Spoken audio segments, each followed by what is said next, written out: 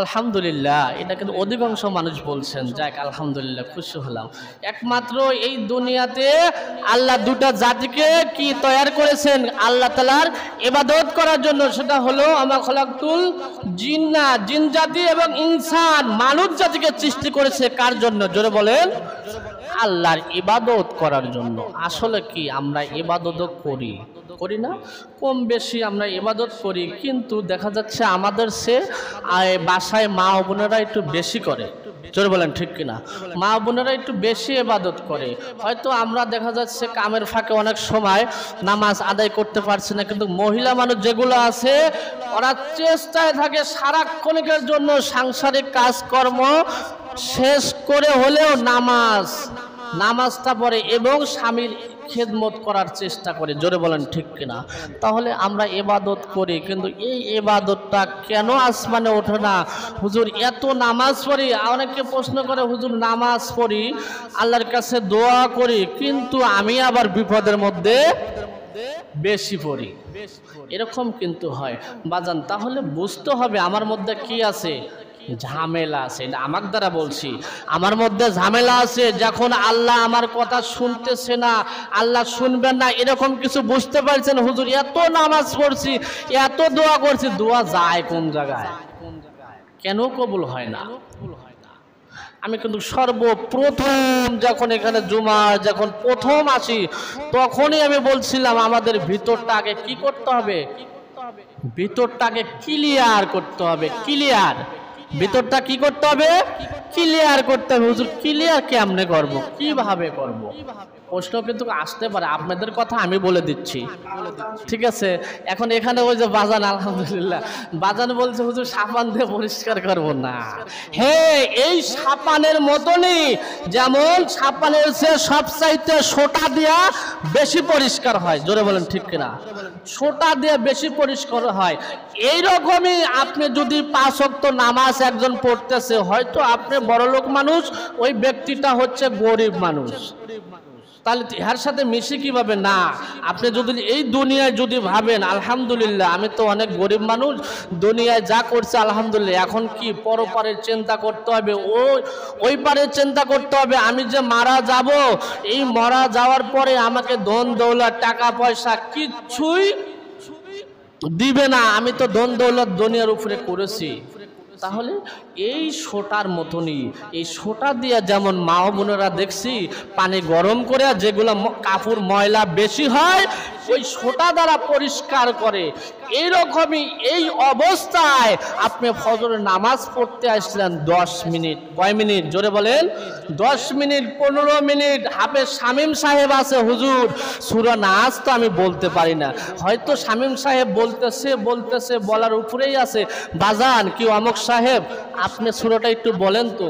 অনেকজনের মনের ভিতরে একটা ভয়ও লাগে, আবার অহংকারও লাগে, আল্লাহ শামীমের সে তো আমি বড় লোক কম না, সূরা কব না, এতগুলো মানুষের ভিতরে আমাকে অপমান করবে। জোরে বলেন, এরকম হয় কিনা? না, এই ধরনের চিন্তা চেতনার কোনো দরকার নাই। তাহলে এই যে সূরাগুলো যদি ক্লিয়ার করেন, নামাজ যদি ঠিক মতন আদায় করেন, গরিবের হকটা যদি না নষ্ট করেন, ইতিমের হকটা যদি না নষ্ট করেন, যেমন আপনি বড় সন্তান, আপনার সংসারের বড় সন্তান, বাপের বড় সন্তান, বাপ বৃদ্ধ হয়ে গেছে, এখানে বাপের 1 বিঘা জমি আছে, তাহলে কিভাবে বন্টন করলে আমার ছোটগুলা খুশি হবে, এরকম চিন্তা চেতনা যদি থাকে, তাহলে অবশ্যই আমার মালিক বলেছেন ফাযকুরুনি আযকুরুকুম ওয়াশকুরুলি ওয়ালা তাকফুরুন।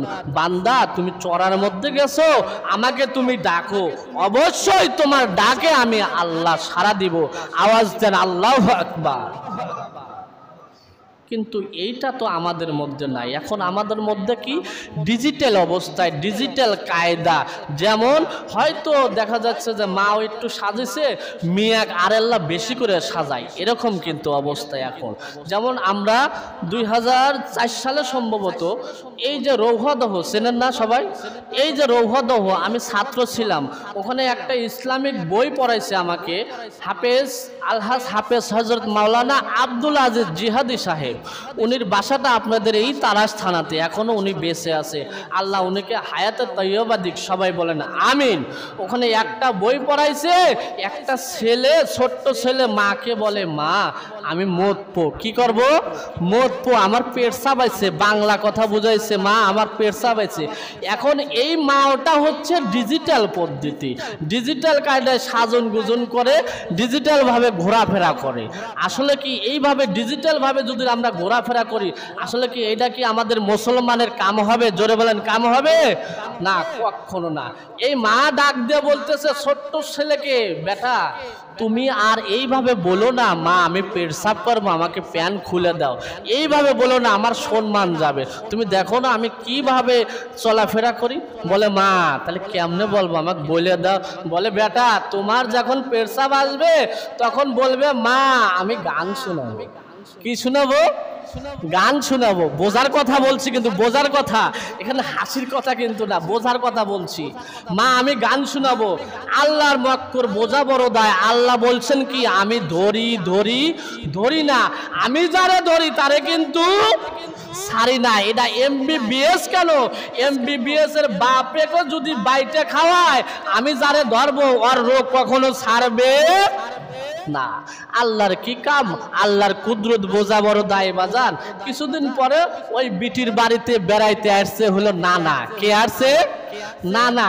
এখন নাতি বলতেছে, মা আমি অনেকদিন পরে নানা এসছে, আমি নানার কাছে থাকি। বলে ঠিক আছে থাকো, সমস্যা নাই। অনেকদিন পরে আসছে, গভীর রাত্রে, অল্প সময়, আরো কিছু কথা বলবো। গভীর রাত্রে পেট চাবাইছে। কি আইছে? পেট চাবাইছে। আর নানাকে বলে, নানা আমি গান শোনাবো। কি শোনাবো? গান শোনাবো। এখন এই নানা কি বাবা, লাতি কি আমার পাগল হইলো, এত রাত্রে বলে গান শোনাবো, কি কেমন কথা। একবার দুবার যখন বলছে, ধমক দিয়ে চুপ করে রয়েছে। যখন পেশাব আরো কি হয়েছে, জোরে আসছে, যখন ঠেকাইতে পারবে না, বলছে নানা আমি আর পাইলামই না, আমি গান শোনাবই। তখন নানা বলছে, নাতি এত রাত্রে মানুষ পাগল বলবে। মানুষ কি বলবে? পাগল বলবে। আমার কানটা আগে দিলাম, কানে কানে গান শোনা, কেউ যেন না বলে, কেউ যেন না টের পায়। আমার কান আগে দিলাম, কানে গান শোনা। আসলে দোষটা কার? জোরে বলে, দোষ কার? মার। এই পাইচিত্রটা পাইতে হচ্ছে কার? কথা বলেন, বাবার। বাবার বাবার শিক্ষিত মানুষ। আমি তারাস থানার সন্তান, এটা বুঝতে পারতেছেন না? হ্যাঁ, এই পাইচিত্রটা পাইতে হচ্ছে বাবার। দোষ করছে মায়। ওই যে মায় যখন বলে দিয়েছে গান শোনাবো, ওই কথা নানাক বলছে। নানা বলছে, নাতি এত রাত্রে কান আগে দিলাম, তুমি ধীরে ধীরে গান বলো, জোরে বলো না, মানুষ পাগল বলবে নানা নাতিনকে। তখন নানা যখন কানটা আগে দিছে, আলহামদুলিল্লাহ মেশিন বাই করে মুছে।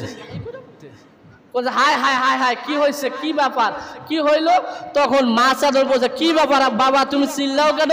বলে তোমার বেটা যে কামটা সারছে, এটা কি মানুষকে বলা যাবে? আমার কান শেষ করে হালাইছে। বলছে কেমনে? বলে কেন গান শুনাইছে, কইছি কানের মধ্যে এই কাম করে দিছে। তখন বলছে, বাবা এই ভুলটা আমার ছেলের না, এই ভুলটা আমার। তো এই অবস্থা আমরা মানে বেশি ডিজিটাল পদ্ধতি হতে হয়ে গেছি। আমি যেমন আমার আরো চেষ্টা করি আমার ছেলেকে স্মার্ট বানাবো, আরো স্মার্ট যেন হয় আমার চেয়েও বেশি। যদি ডিজিটাল হয় তাহলে এই পাইচিত্রটা গ্রহণ করতেই হবে। কথা বলেন ঠিক কিনা? যাই ওদিকে যাব না, হয়তো একটু কথা বুঝতে পারছেন। আমরা মুসলমান, আমাদের দরকার হলো ইবাদত, সঠিক ইবাদত যেটা, সেইটা জানে আল্লাহ, জানে আমাদের ইবাদত সকলের কবুল করে। জোরে বলেন আমিন। আরো জোরে বলেন আল্লাহুম্মা আমিন। আমাদের মধ্যে মুসলমান আমরা যারা, ইবাদত তো অবশ্যই করব, অবশ্যই, কিন্তু এর মধ্যে ভাগ হলো দুইটা। কয়টা? একটা হলো নামের মুসলমান, আর একটা হলো কামের মুসলমান। মুসলমান কয়টা? দুইটা। কয়টা? দুইটা। আমি কিন্তু প্রথম আয়াত বলেছি, আমাদের চিন্তা চেতনা থাকতে হবে ইবাদতের উপরে। ওয়ারকাউ মা'আর রাকিঈন, আমাদের চেষ্টা করতে হবে যারা রুকু করতেছে তাদের সাথে রুকু করার। জোরে বলেন ঠিক কিনা? কিন্তু আমাদের মধ্যে ভাগ হয়ে দাঁড়াইছে দুইটা মুসলমান, একটা নামের আর একটা কিসের? কামের। হুজুর তাহলে এতদিন তো শুনি নাই নামের মুসলমান আর কামের মুসলমান, তাহলে এখন বলেন তো দেখি আল্লাহর কাছে সবচাইতে প্রিয় হবে কোন মুসলমান? একটা নামের একটা কামের, জোরে বলে কামের মুসলমান। হ্যাঁ আলহামদুলিল্লাহ, যেটা কাম কইরা দেখা দিবে ওইটাই আল্লাহর কাছে সবচাইতে কি হবে, পছন্দনীয় হবে। কারণ আল্লাহ এই জাতিকে সবচাইতে পছন্দ করেছেন, সবচাইতে বেশি পছন্দ করেছেন। মুসলমান বাজানরা রে আমার, এই একটা মুসলমান আছে নামের, আর একটা মুসলমান হলো কামের। এই যে নামের মুসলমান যেগুলা থাকবে এগুলা অবতীর্ণ সব সময়ের জন্য ইবাদতে মগ্ন হয়ে থাকবে। আর যেগুলো হলো নামের মুসলমান, যেগুলো নামের মুসলমান শুধুমাত্র শুক্রবারে আসবে, আর বছরে 2টা নামাজ আছে, আছে না? কথা বলেন আছে না? আছে, বছরে 2টা নামাজ। এটা কোন নামাজ বলতে পারবেন? ঈদুল আজহা আর হলো ঈদুল ফিতর। এরা এই যে নাম দেখানোর জন্য সবার আগে আপনার জায়নামাজ কাঁধে নিয়ে চলে আসি ঈদগার ময়দানে। এরকম কিছু মুসলমান আছে, সবাই কিন্তু না, আমি কিন্তু আগেই বলেছি একটা নামের একটা কামের, কিন্তু সবচাইতে মনোনীত মুসলমান যেটা আল্লাহর কাছে সেইটাই কিন্তু কামের মুসলমান। সেটা কি? কামের মুসলমান। তে এই মুসলমানগুলা, এই যে কামের মুসলমান এরা তো ইবাদত করবে, আর নামের মুসলমান যেগুলা সেগুলো দেখা দিবে হলো এর ভিতরে নির্বাচনের মধ্যে। দেখা যাচ্ছে বয়লার মসজিদে এসে আসরে নামাজ পড়লো, আর এক জায়গায় মিটিংয়ে গেছে, ওই জায়গায় যায় আবার কবি যে তোমরা বসো, আগে কি করি, নামাজ আদায় করি। ওই নেতার সাথে যারা থাকবে বলবে কি ব্যাপার নেতা সাহেব, আপনারা বয়লে মসজিদে আসরে নামাজ পড়লেন? বলে ভোটের আগে 2বার নামাজ পড়লে সমস্যা হবে না। এইগুলো হলো কি নামের। নামের আসলে নামের মুসলমান হওয়া উচিত নাকি কামের মুসলমান হওয়া উচিত? জোরে বলেন, আওয়াজ দেন, কোন মুসলমান হওয়া উচিত? কামের মুসলমান হওয়া উচিত। জুনাইদ, আল্লাহর ওলি জুনাইদ বগদাদি রহমাতুল্লাহি আলাইহির সাথে এক ইহুদি জৈনিক এক ইহুদির সাথে ভালোবাসা ছিল। ওই ইহুদিটা আইসা যখন দেখে আল্লাহর ওলি জুনাইদ আল্লাহর কোরআন পড়ে, কি পড়ে? জোরে বলেন, কি পড়ে? কোরআন পড়ে, কোরআন তেলাওয়াত করছে। তাহলে একজন জায়া যদি কোরআন তেলাওয়াত করছে, এই জায়গায় যদি জায়া যদি আমি যদি ডিস্টার্ব দেই, তাহলে এই মুসলমানের পক্ষে কি এটা ঠিক হবে? জোরে বলে, এখানে একটা নিয়ম আছে, যেমন আয়াত আছে, আয়াতে ঠেকাইয়া আপনার সাথে যদি গল্প করে তাতে কোনো সমস্যা নাই। পরবর্তী আবার বিসমিল্লাহির রহমানির রহিম বলে আবার ওখান থেকে শুরু করতে পারবে, ওখান থেকেই শুরু করতে পারবে। যাক আলহামদুলিল্লাহ, এই জুনাইদের সাথে যখন এই ইহুদি একটা সম্পর্ক গভীরতা ছিল, ভালোবাসা ছিল। হুজুর, মুসলমানের সাথে ইহুদির ভালোবাসা হয়? হ্যাঁ, ভালোবাসা করার একটা সিস্টেম লাগে। জোরে বলেন, কি লাগে? সিস্টেম লাগে। আপনি অমুসলিমের সাথে ঘুরতেছেন, আলহামদুলিল্লাহ, ওর সাথে ঘুরে ঘুরে আপনার কিছু শেখানোর চেষ্টা করেন, দেখেন তো শেখান যায় কিনা। ও যদি আপনার এই কথার পরিপ্রেক্ষিতে যদি কালেমা পড়ে মুসলমান হতে পারে, ওইটার জন্যই আপনার জান্নাত অবধারিত। জোরে বলেন সুবহানাল্লাহ। এখন জুনাইদের কাছে যখন আইসা ইহুদি দেখে কোরআন পড়তেছে, কিছুক্ষণ বসে গেল, বসার পর দেখে না, ইনি তো কোরআন পড়া বাদ দেয় না, সুমধুর ভাবে আরো আল্লাহর ওলি কোরআন পড়া আরো শুনাইতেছে। ও যেন আরো কি হয়, এই মুসলমানের দিকে আকৃষ্ট হয়, যখন ওরা যেন আরো ভালোবাসা তৈয়ার হয়। এই জন্য সুমধুর ভাবে কোরআন তেলাওয়াত করতেছে। যখন কিছুক্ষণ পরে দেখে না, এ তো কোরআন পড়া তো বাদ দেয় না, কি করা যায়? এখন কিছুক্ষণ বৈশা উনির কাজে রওনা দিচ্ছে, উনির একটা সমাবেশ হবে, ওখানে নেতা আসবে, ওদিকে রওনা হয়েছে। এখন কিছুক্ষণ পর আল্লাহর ওলি জুনাইদ কোরআন বন্ধ করে দেখে, কি ব্যাপার, যিনি আমার কাছে আসলো সেই লোকটা তো আর নাই। উনি দৌড় পড়ে গেছে, যায় সালাম দিচ্ছে, আসসালামু আলাইকুম ওয়া রাহমাতুল্লাহি ওয়া বারাকাতুহু। কি ব্যাপার, আপনি আমার কাছে আসলেন, আবার কেনই বান চলে যান? বুঝে আসলো না। বলে, হুজুর, আপনার কাছে যখন আসছি, আপনি আয়সা দেখলাম যে আপনি কোরআন পড়েন, আসলে আল্লাহর কোরআন পড়তেছেন, আমরা তো কিছু বুঝি না, এই জায়গায় বেয়াদবি করা যাবে না। কিন্তু আমাদের মধ্যে কিছু মুসলমান আছে, দেখে পড়তেইছে, এ বাবা কি মুসলমান হলো, আমি আসলাম কামে, এখনো পড়া বাদ দেয় না। কথা বলেন, এরকম আছে না? এরকম কিন্তু অনেক আছে, আপনাদের এখানে না, আমার ওখানে আছে, আমার গ্রামে আছে, এরকম আছে। কিন্তু না, এই ধরনের কথা বলা, হোক সে হুজুর না হোক, হোক মুরব্বী, হোক চাংরা মানুষ, তিনি আল্লাহর দিনে আছে, আল্লাহর পক্ষে আছে, আপনি চেষ্টা করা লাগবে কি ও যেন আরো ওই দিকে থাকে। এত যদি ওকে টাকা দিয়েও সাহায্য করা দরকার হয় তবু চেষ্টা করা লাগবে। জোরে বলেন ঠিক কিনা? বলতেছে হুজুর আমাদের একটা সমাবেশ আছে, এখানে আর দেরি করা সম্ভব না, ওখানে সমাবেশে যাব, আমাদের নেতা আসবে, আমাদের কিছু উপদেশ দিবে, উপদেশমূলক কথা হবে, ওইখানে আমাদের শ্রবণ করা লাগবে। বলে ভাই আমি তোমার সাথে যেতে চাই, আমি তোমার সাথে যেতে চাই। এটা কিন্তু কামের মুসলমানের উদাহরণ দিচ্ছি, আমি তোমার সাথে যেতে চাই। বলে সর্বনাশ, ওইখানে যদি আপনি যান কোনো মুসলমান যদি দেখে তাহলে ওরা হত্যা করবে। জোরে বলেন নাউজুবিল্লাহ। এই দেখেন কামের মুসলমান কত সুন্দর করে বলে ভাই আমি যে ওইখানে যাব, আপনি বললেন হত্যা করবে, আসলে হত্যা করার মালিক আপনার নেতা, হত্যা করার মালিক আমার আল্লাহ। বলে ভাই ওইখানে যদি আপনি যান আপনার ইজ্জত চলে যাবে। বলে ভাই ইহুদি ভাই আপনি ওইখানে গেলে ইজ্জত যাইবে, ইজ্জত যাওয়ার মালিক আপনার নেতা না, ওইখানে যদি যায় ইজ্জত ছিনে যাবে, এটা আপনার নেতা কিছুই করতে পারে না, কিন্তু ইজ্জতের মালিক হলো, জোরে বলেন কে? আল্লাহ। অত ইজ্জু মান তাশাউ অত যিল্লু মান তাশা, ইজ্জত দেওয়ার মালিক আল্লাহ, ইজ্জত ছিনিয়ে নেওয়ার মালিকও আল্লাহ। বলে আপনি যখন ছাড়বেনই না তাহলে চলেন যাই দেখি। যায় দেখে সুন্দর করে তাবু টানাইছে, একটা মঞ্চ বানাইছে, ওইখানে নেতাজি আইসা বসবে। কি করবে? নেতা আইসা বসবে, সবাই এইভাবে বসে আছে। তখন বলে ভাই আপনি যাইবেন, আপনি চুপ করে বসে থাকেন, কোনো কথা বলেন না, যদি দেখে মারিয়ে ফেলাইবে। বলে এই টেনশন আপনার মধ্যে করতে হবে না, আপনি ওখানে যান, দেখা যাক আমার মালিক কি করে আমাকে। জোরে বলেন সুবহানাল্লাহ। ওদের মধ্যে কোনো ভয় ছিল না, কিন্তু আমাদের মধ্যে এখন ভয় আছে, অনেক আছে ভয়। অনেকজন বিপদে পড়লে ওই দিকে আর আগাই না। ওইখানে যখন গেল আল্লাহর ওলি জুনাইদ যখন ওইখানে গেল, বৃদ্ধা একজন মুরব্বী এসে এরকম একটা টেজে এসে বসে থাকলো, চুপচাপ বসে থাকলো। আমি যেমন আজকে আপনার দেরি করে এসেছি, লেট করে আসছি, এখন এখানে লেট করে এসেও যদি বসে থাকি আপনাকে থাকতে দিবেন? জোরে বলেন থাকতে দিবেন? না হুজুর লেট করে আসছেন আবার কিছুই বলেন না, ব্যাপারটা কি? তাহলে নিচে বসে থাকেন, নামাজের টাইমে নামাজ পড়েন, এরকম কথা হবে না? জোরে বলেন হবে না? 100 বার হবে।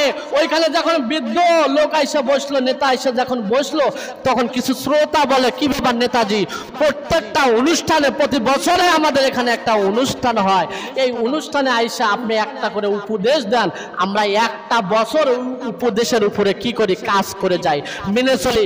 আপনি এখন কেন কোনো কথা বলছেন না, চুপ করে কেন বসে রয়েছেন? বলে ও আমার চোতারা, তোমরা ভালো করে শুনে নাও, এইখানে আমি যে বলবো কথা, আমার কথা একটাও বের হচ্ছে না। বলে ব্যাপার? বলে এইখানে আমাদের ইহুদিদের মজলিসে একজন মুসলমান এসে বসেছে। জোরে বলেন না আল্লাহু আকবার। বলে একজন মুসলমান। বলে হ্যাঁ। বলে আপনি অর্ডার দেন, ওকে আমি হত্যা করব। কি করব? হত্যা করব। বলে খবরদার হত্যা করিও না, আগে বেছে বের করো। একটা একটা করে যখন বেছে বের করলো বাজান, সময় অল্প, দেখে এক কানিতে একজন লোক কি যেন গুনগুন করে ডাকতেছে, ফাযকুরুনি আযকুরুকুম আশকুরুলি ওয়ালা তাকফুরুন। আল্লাহকে ডাকতেছে কানের গোশ থেকে। আমার তো মনে হয় ইতিহাস যেভাবে বললাম, আমার মনে হয় উনারা এমন ভাবে ডাকতেছে, আল্লাহ এই মুসিবত থেকে যেন আমি ফেরত না যাই, এইখানে যেন তোমার রহমত যেন বর্ষিত হয়। জোরে বলেন সুবহানাল্লাহ। আমি ইতিহাস পড়ে যেটা দেখলাম, আমার মনে এটা গবেষণা করলাম, আমার মনের একটা মনে হয় বিশ্বাস। তখন ধরে নিয়ে আসা হলো, নিয়ে এসে নেতার কাছে দিল, নেতা হত্যা করবো। বলে খবরদার হত্যা করো না। এখানে তুমি কিসের জন্য এসেছো? বলে এখানে এসেছি আপনাদের তামাশা দেখার জন্য। আরো জোরে বলেন আল্লাহু আকবার। এখানে এসেছি আপনাদের তামাশা দেখার জন্য, আপনারা কি বলেন এটা শোনার জন্য। বলে শোনো, এখানে আমার যে চোতা আছে, আমি যদি ওদেরকে অর্ডার দিয়ে দেই তোমাকে হত্যা করে দিবে, কিন্তু অর্ডার এখন দেব না, 3টা মাত্র প্রশ্ন করব, যদি প্রশ্নের উত্তর দিতে পারো তাহলে তোমাকে বাঁচায় দেওয়া হবে, আর যদি প্রশ্নের উত্তর না দিতে পারো তোমাকে এইখানে হত্যা করা হবে। জোরে বলেন নাউজুবিল্লাহ। সঙ্গে সঙ্গে নেতাকে বলে, নেতাজি হত্যা করবেন যে বাঁচানোর মালিক হলো আমার আল্লাহ, আল্লাহ যদি বাঁচায় দেয় আপনি মারতে পারবেন না। এটা কিন্তু কোরআনের কথা। কার কথা? কার কথা? জোরে বলেন। প্রথম নাম্বার প্রশ্ন করলো, সুন্দর করে শুনে রাখেন। বলে এইখানে আসছো ভালো কথা। প্রথম নাম্বার প্রশ্ন হলো জান্নাতের ভিতরে খাওয়া দাওয়া হবে। কি হবে? খাওয়া দাওয়া হবে। মোল্লা মুসল্লিরাও ওয়াজ করে শোনাইছে জান্নাতের মধ্যে যখন খাওয়া দাওয়া হবে ওইখানে নাকি পেশাব পায়খানা হবে না। বলে জি হবে না। বলে 2 নাম্বার, বলে 2 নাম্বার প্রশ্নের উত্তর হলো যাই খাওয়া হবে এইখানে কোনো অভাব হবে না। বলে ঠিক আছে। 3 নাম্বার প্রশ্ন, বলে 3 নাম্বার প্রশ্ন এই জান্নাতের ভিতরে একটা বৃক্ষ আছে, প্রতিটা জান্নাতে নাকি বিস্তার হতে থাকবে। জোরে বলেন সুবহানাল্লাহ বিহামদি। বলে হ্যাঁ আপনি 3টা প্রশ্নই করেছেন, আমি উত্তর দেব, কিন্তু আমার একটা কথা আছে। কি আছে? আমার একটা কথা আছে। আপনি যদি প্রশ্ন, আমি আপনার প্রশ্ন যদি উত্তর দিতে পারি তাহলে কথা দেন আমার কথা রাখবেন কিনা? বলে অবশ্যই তোমার কথাও রাখা হবে। জোরে বলেন না সুবহানাল্লাহ। বলে হ্যাঁ সুন্দর কথা। 1 নাম্বার প্রশ্নের উত্তর ভালো করিয়া শুনে রাখেন। 1 নাম্বার প্রশ্নের উত্তর হলো এই জান্নাতের ভিতরে খাওয়া দাওয়া হবে কিন্তু পায়খানা পেশাবের ব্যাগ হবে না। বলে হ্যাঁ মায়ের পেটের মধ্যে যখন আমরা আসলাম খাওয়া দাওয়ার ব্যবস্থা করে দিল কে? জোরে বলেন আল্লাহ। এই মায়ের পেটের ভিতর খাওয়া দাওয়া করলাম, আমার পেশাব পায়খানা করা লাগলো না। বলে ঠিক আছে। 2 নাম্বার প্রশ্ন, বলে খাওয়া দাওয়া হবে কিন্তু ঘাটতি হবে না। বলে 2 নাম্বার প্রশ্নের উত্তর ভালো করে শুনে রাখেন। আপনার 3টা প্রশ্নের উত্তর আমি জোনায়েদ দিয়ে যাব, কিন্তু ভালো করে শুনেন আমি যখন প্রশ্নের উত্তর দেব তখন কিন্তু আমারটাও দেওয়া লাগবে। বলে অবশ্যই দেব। বলে 2 নাম্বার প্রশ্নের উত্তর হলো এই কোরআন শরীফ মাত্র কয় পারা? জোরে বলেন কয় পারা? আওয়াজ দেন কয় পারা? 30 পারা। এই 30 পারা কত মানুষ শ্রবণ করে কিনা? জোরে বলেন কত মানুষ শ্রবণ করে, কিন্তু এটা বাড়েও না কমেও না। বলে ধন্যবাদ। বলে 3 নাম্বার প্রশ্ন হলো সূর্য মাত্র এখন কয়টা দেখা যায়? একটা। বলে সূর্য মাত্র একটা, জান্নাতের মধ্যে এইভাবেই বিস্তার হতে থাকবে, আর কোনো সমস্যা হবে না। বলে তাহলে এখন শোনেন আমার একটা প্রশ্নের উত্তর এখন আপনার দিতে হবে। আমি যেমন 3টা প্রশ্নের উত্তর দিয়েছি এখন আমার একটা প্রশ্নের উত্তর আপনার কাছে চাই। বলে কি প্রশ্ন? বলে জান্নাতের দরজার সাথে কি লেখা? জোরে বলেন সুবহানাল্লাহ। জান্নাতের দরজার সাথে কি লেখা? মুসলমান বাজানের আরে আমার আজও হলে মরতে হবে, কালও হলে মরতে হবে, মরা কিন্তু লাগবেই। এই মৃত্যুর আগে যদি একটা বার বৈশা যদি আমি ভাবি আমি মারা যাব, আমি কখন বা মারা যাব, কখন চলে যাব, আমার সাথে কিন্তু কেউ যাবে না। এই যে মোরাকাবা করবেন যে এটা কিন্তু কামের মুসলমানের মোরাকাবা করা। এখন আমি মারা গেলাম, আমি মারা যাওয়ার পরে আমার জন্য কেউ কি করবে? দৌড় পাইরে বাঁশ কাটতে যাবে। জোরে বলেন ঠিক কিনা? আমার জন্য ওই যে বাঁশ ধরে যাবে বাঁশ কাটার জন্য, কেউ বা যাবে মুসুরি টানানোর জন্য, কেউ বা চলে যাবে তারাস বাজারে আমার জন্য কাফনের কাপড় আনার জন্য। জোরে বলেন ঠিক কিনা? এ মুসলমান বাজারের আমার হয়তো এইরকম 1 ধাপে 2 ধাপে চলবে, কাজ চলবে। কেউ বা যাবে কক্স সাফান আনার জন্য, মসজিদের মুয়াজ্জিনকে বলো বাবা আমার নামে যেন এলান দিয়ে দেয়। মসজিদের মুয়াজ্জিন সাহেব বলবে হাফেজ সাহেব তো মারা গেছে, অমুক সময় জানাজা হবে। এই মুসলমান বাজানেরা 2 জন মানুষ আমাকে সুন্দর করে ধোয়ানোর জন্য রেডি হয়ে গেল, ধোয়াইলো। ধোয়ানোর পরে যখন লাশটা আমার বের করে দিল, তারপরে কাফনের কাপড় যা এখন আমাকে সমাধা করে দিল। গ্রামের কিছু মানুষ আমার লাশের পাশে কোরআন পড়বে। কথা বলেন ঠিক কিনা? কেউ কোরআন পড়বে, কেউ বা আমার জন্য কাঁদবে। আসলে যারা কাঁদবে সে কি করবে? আমার জন্য কিন্তু আসলে কাঁদতেছে না, এটা আবেগে কাঁদে। জোরে বলেন ঠিক কিনা? কিন্তু ওই দিন আমার জন্য লাগবে আপনি যদি আমার পাশে কোরআন তেলাওয়াত করেন। জোরে বলেন ঠিক কিনা? কোরআন তেলাওয়াত যখন করবেন, কোরআন তেলাওয়াত করবে, মসজিদের মুয়াজ্জিন সাহেব সময় দিয়েছে অমুক টাইমে জানাজা, সময় দেয় না বাবা? অমুক টাইমে জানাজা, জানাজার জন্য আমাকে যখন 4 জন খাটনিটা ধরে যখন কবরস্থানে নিয়ে চলে যাবেন, এ মুসলমান আমি কিন্তু দেখতেইছি আমি মারা গেছি, কিন্তু আমার আওয়াজও হবে না, আমার সম্পূর্ণ আওয়াজটা বন্ধ থাকবে। কতগুলো মানুষ আমার পিছনে পিছনে কবরস্থানে যাইবে, কথা বলেন ঠিক কিনা? আমার মনটা বলবে অবশ্যই। বলে মসজিদে যখন আমি নামাজ পড়াইছি, আমার এতগুলা মুসল্লি আমার পিছনে পিছনে যখন আসতেছে, আমার মনে কয় এরা সবাই আমার সাথে যাবে।